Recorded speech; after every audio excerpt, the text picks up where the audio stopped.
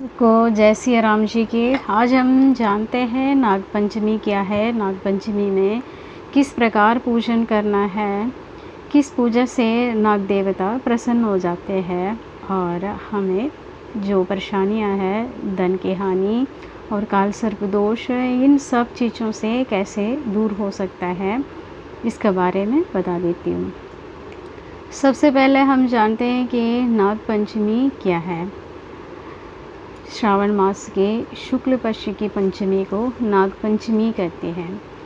इस नागपंचमी का दिन है, नागों से संबंधित बहुत ज़्यादा कहानियाँ पुराना समय से चलते आ रहे हैं।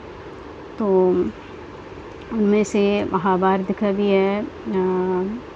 महाभारत में जो उनसे संबंधित जो कहानी हुआ था, और उससे पहले जो मनसा देवी है उनसे संबंधित भी जो कहानी हुआ था, क्योंकि नागों का देवी मानते हैं मनसा देवी को। मनसा देवी महादेव और कश्यप मुनि का, ऋषि कश्यप का मानस पुत्री है। खुद महादेव उनका गुरु थे। सारे कुछ जो साधना सब कुछ मनसा देवी को महादेव ने ही सिखाया है। तो शिष्या बनी हुई थी मनसा देवी। तो वासुकी नाग का आग्रह प्रकार एक बहन की इच्छा रख के उन्होंने महादेव से आग्रह किया था कि उनको एक बहन हो जाए। तो उस हिसाब से महादेव अपना मन से एक पुत्री का उत्पन्न किया था। तो मन से उत्पन्न होने के कारण कश्यप ऋषि को भी उनके मन से ही उत्पन्न करने के लिए महादेव ने कहा। तो उसी प्रकार जो मन से उत्पन्न होने के कारण उनका नाम मनसा देवी रखा गया। ये नागों का देवी माना जाता है। नागों से संबंधित जो भी दिक्कत हो, ना आने के लिए भी हो गया तो भी मनसा देवी से ही प्रार्थना करते हैं ये दूर होने के लिए। और परीक्षित पुत्र जन्मेजय को भी इसका आशीर्वाद मिला हुआ है। कहानी बाद में बता देती हूँ। उससे पहले हम जानते हैं कि जो नागपंचमी 13 तारीख को, जो कल का दिन, जो नागपंचमी में किस समय पूजा करना है। तो सुबह 5:50 से लेकर सुबह के समय और 8:30 बजे तक का समय है नाग पूजन के। तो नाग पूजन करते समय सब नागों को दूध पिलाने का प्रथा है। तो नागों को वैसे दूध पिलाना नहीं चाहिए, क्योंकि वो जहर और बढ़ जाते हैं उनके अंदर, उनको दिक्कत हो जाते हैं। हम नाग को दूध पिलाते पिलाते कहते हैं, लेकिन दूध तो हम रख सकते हैं, वैसे नाग को वो नुकसान हो जाते हैं बाद में। तो वैसे कहते हैं कि जो दूध पिलाया हुआ उसी हाथ को नाग ने दस लिया, बस ऐसे ऐसे, तो वो उनको नुकसान हो जाते हैं। उनको पता ही नहीं है उनको ये दूध पीने से क्या नुकसान होते हैं क्या नहीं। इसलिए जो आप लोग समझदार हो, आप लोग दूध ना पिलाइएगा। तो चलो, प्रथा है दूध पिलाने का मंदिर के आगे, महादेव के आगे, जो महादेव के गले में जो शिवलिंग में जो नाग रखा है वहाँ अर्पित तो आप कर सकते हैं।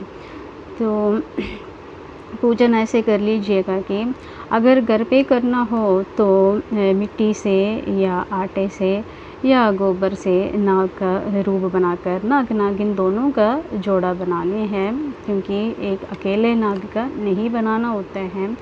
तो हमेशा जब भी बनाते हैं तो जोड़ा बना के उनका पूजन जिस तरह हम पूजा करते हैं, धूप दीप नैवेद्य सारे कुछ चढ़ाकर उनका पंचामृत स्नान करवाकर उनका पूजन करके उनको संतुष्ट कर लीजिएगा।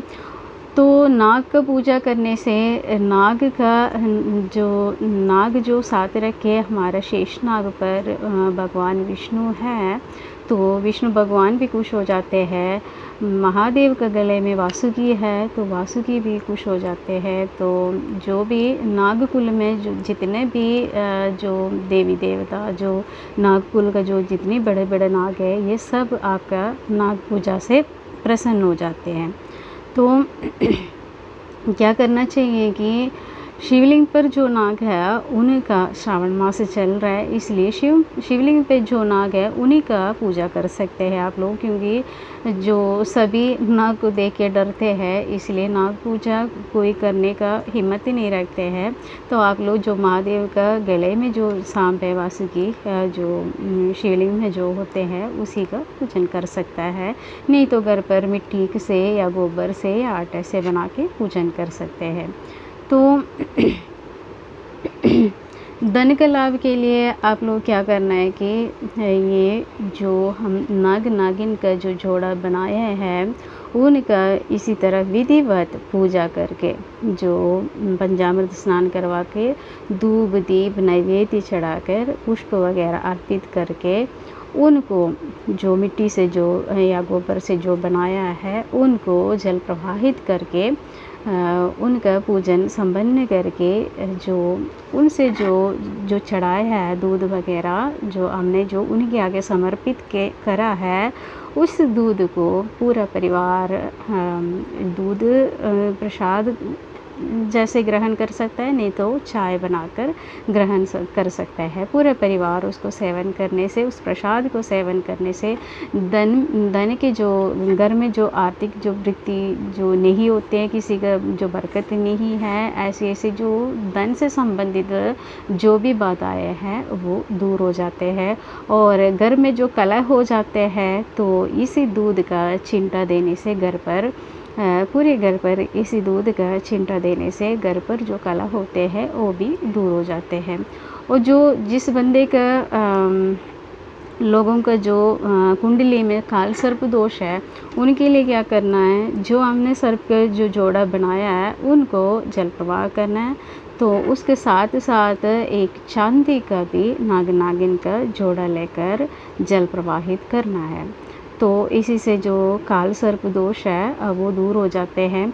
चांदी का जो सर्प है उसको जल प्रवाह करना है और तांबे का एक नागिन का जोड़ा बनाकर शिवलिंग पर अर्पण करने से काल सर्प दोष दूर हो जाते हैं। और प्रार्थना ऐसे करना है कि महादेव का जो सर्प दोष के लिए जब हम प्रार्थना करते हैं उस टाइम तो महादेव का नाम ओम नागेंद्राय नमः इसी प्रकार जाप कर प्रार्थना करना है, नागेंद्राय नमः, ठीक, ओम नागेंद्राय नमः, इस तरह प्रार्थना करके ये उपाय कर लीजिएगा।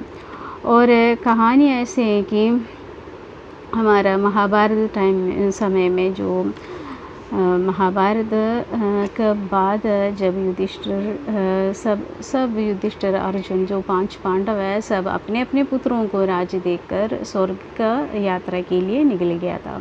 तो उसके बाद जब परीक्षित राजा हुआ तो एक दिन जो शिकार करने के लिए निकला था घर से, तो वन में भटकते भटकते उनको बहुत अत्यधिक प्यास लगी, तो शमीक ऋषि का आश्रम पर चले गया पानी पीने के लिए, लेकिन वो तपस्या में लीन था, वो उठा ही नहीं। तो राजा पानी मांगता रहा लेकिन वो तपस्या से उठकर उनको पानी नहीं दिया, वो लीन था तपस्या में। तो राजा परीक्षित को गुस्सा आ गया। गुस्सा क्यों आया? उसी टाइम कलयुग का शुरुआत था। कलयुग जरासंध का मुकुट पहन रखा था परीक्षित ने, इसलिए उस मुकुट में स्वर्ण में कलयुग को रहने का जो परीक्षित ने अधिकार दे रखा था, तो उस मुकुट के अंदर कलयुग था। तो राजा परीक्षित को गुस्सा आ गया, उन्होंने मरा हुआ एक सर्प लेकर शमीक मुनि का गले में डाल दिया। तो शमीक मुनि का जो पुत्र था श्रृंगी ऋषि, उनको उनका मित्रों ने कहा कि तुम्हारे पिता का गले में राजा परीक्षित ने मरा हुआ सर्प डालकर अपमान किया। तो ये सुनकर श्रृंगी ऋषि को अत्यधिक क्रोध आ गया।